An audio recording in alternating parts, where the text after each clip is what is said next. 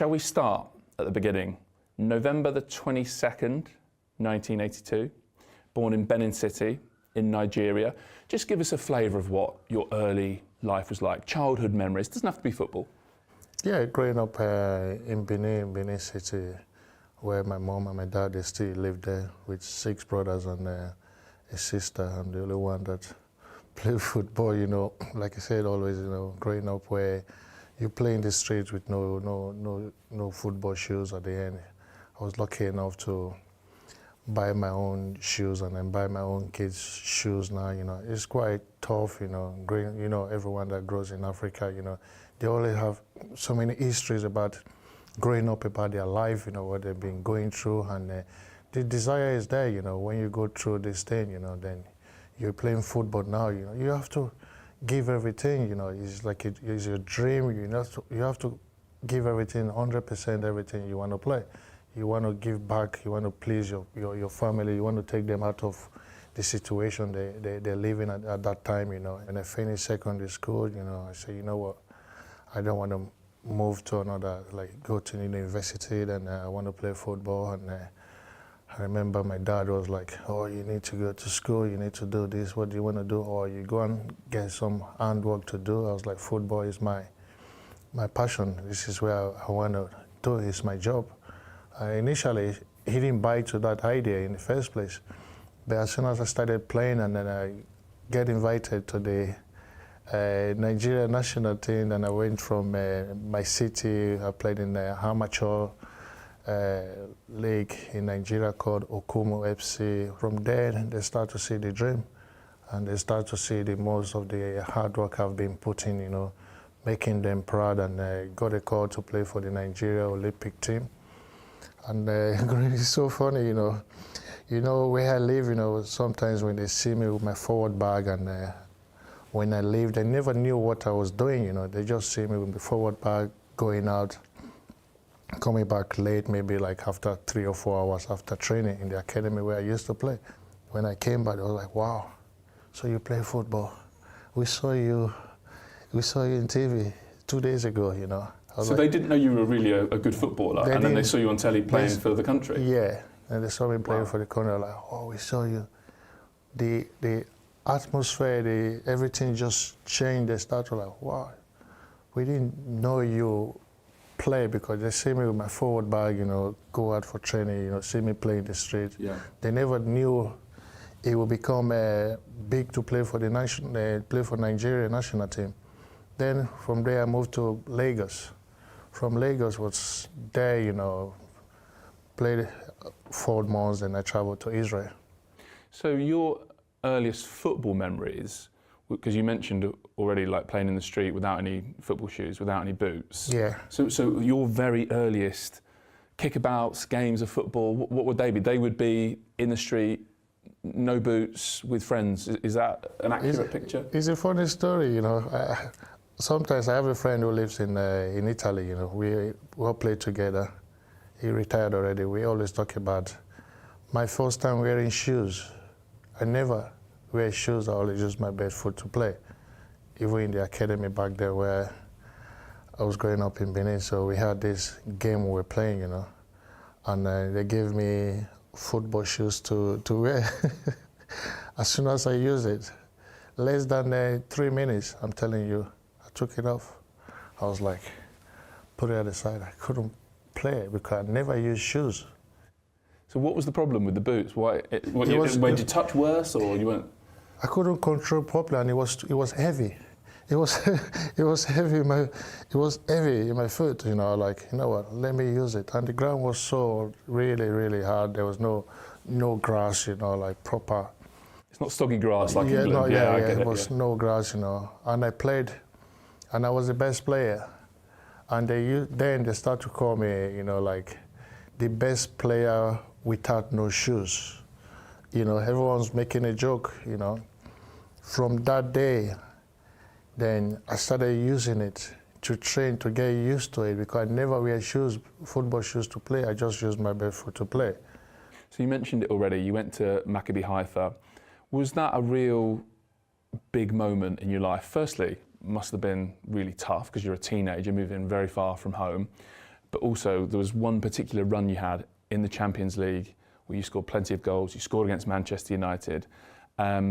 Was that a big moment in maybe making the world, or certainly the Premier League, wake up to the talent you had? Yeah, I think so. It brings everything, you know, because in the Champions League, everywhere in the world, they all watch Champions League, you know.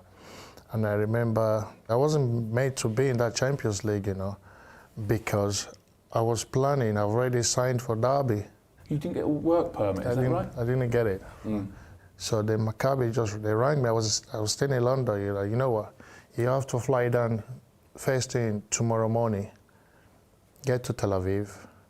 We have to register you for the Champions League. So from there, I flew down to Israel and signed the Champions League contract. I wasn't happy to go back. No, it's one of them, isn't it? It seems like a really terrible moment, Yeah. but actually it ended up being a great moment for you. It's like going back there, you know, came back there, then we have a playoff in, I think, Bulgaria. So there's a game in Bulgaria, you know.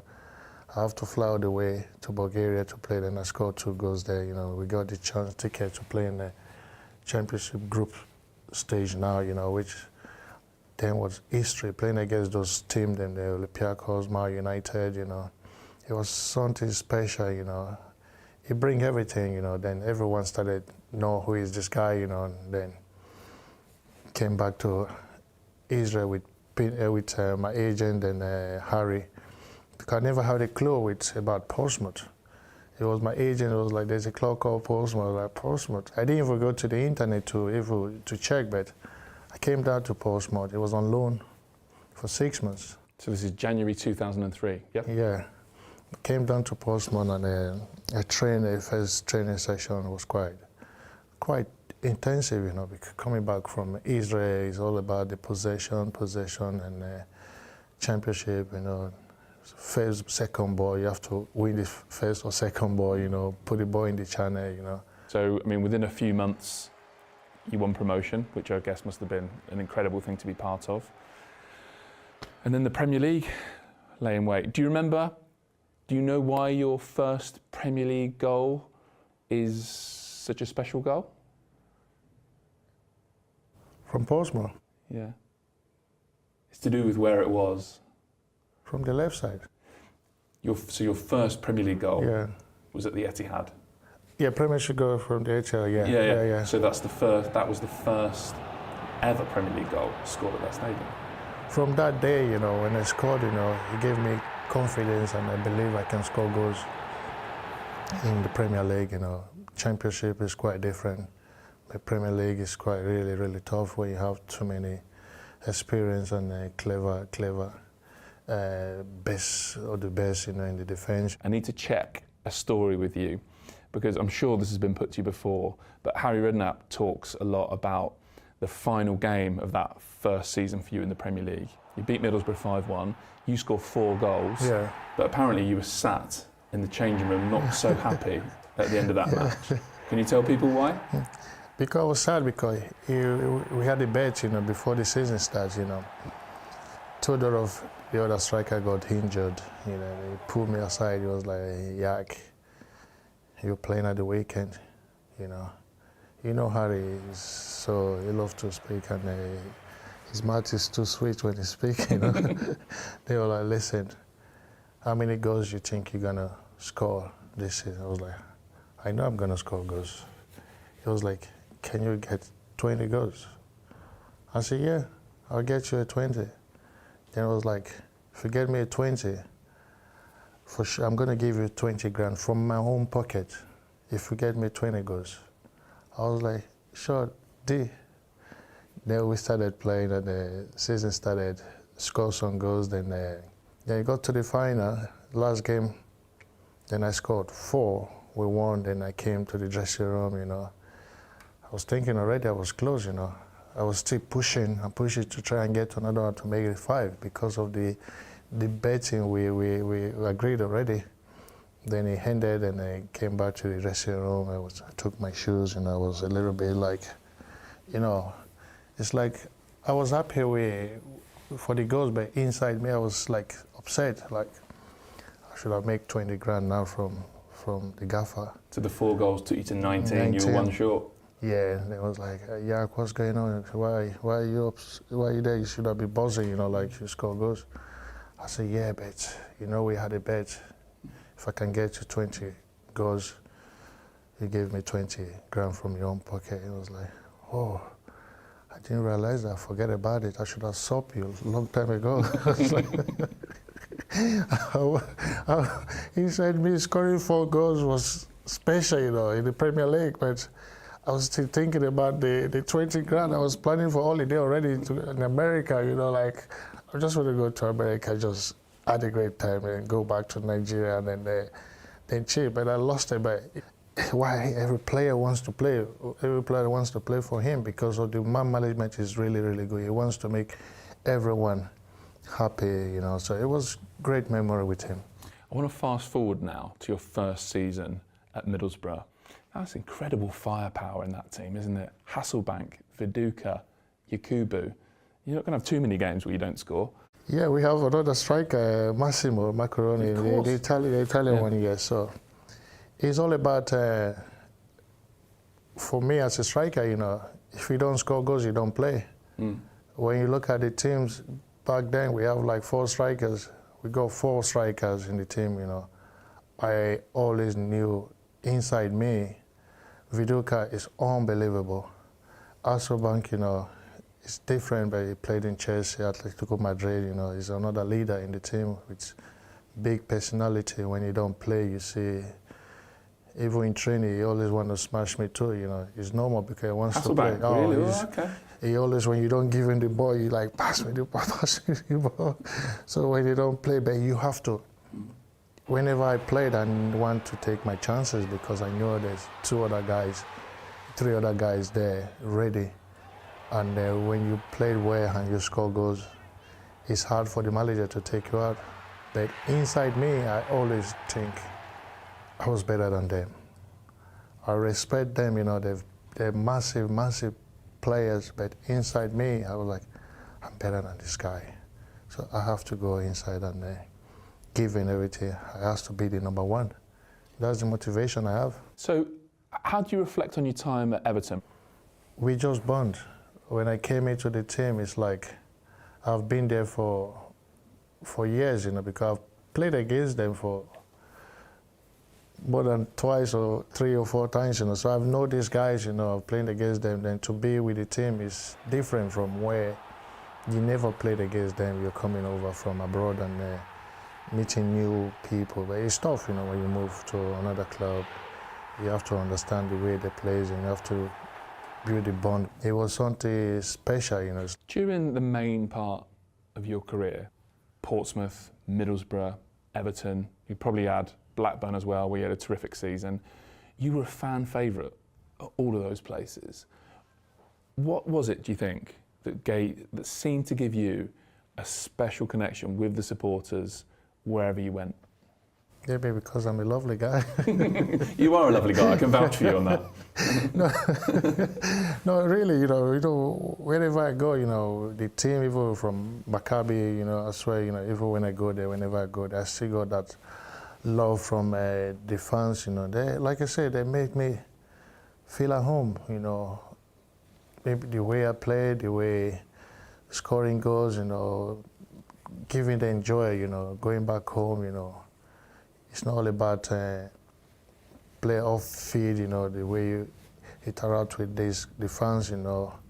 It was special, and it made me, wherever I go, whatever I want to do in pitch, I want to give everything, you know. And I hate seeing fans booing players. So, like I said, I don't want to be the one to the players, the fans to be booed. No, I want to give them something. They spend money, buy a ticket with their time watching us, giving them entertainment every weekend and weekend. You know, why not give them, let them go home? I just want to enjoy and give everything. And I'm so lucky to have been with these fans, you know, wherever I played, you know, the love is there.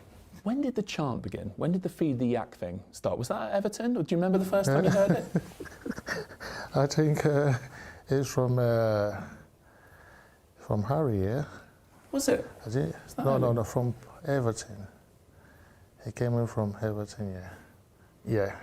But it was Harry that started this Yak, because I remember when I came in, it was like, Yakubu, Aiyegbemi. I was like, can I call you Yak? I was like, yeah, it's like, call you Yak. From there, everyone started calling me Yak. So, and back to Everton, like, feed the Yak, and he will score. You know, the fight is just... True. Everything just changed, you know. The same with Blackburn Rovers when I signed there, you know, we're struggling for relegation, and the manager, I remember, he was like, Steve King, he was like, just feed him, he will score. It's the best time of his life, give him, he will score goals. And I did, scoring 70 goals, and at the end, it's so crazy that at the end, scoring 17 goals in the Premier League, still go down, which it never happens, I don't know. Scoring 17 still went down. It's crazy, yeah. It's crazy, you know, but it was lovely.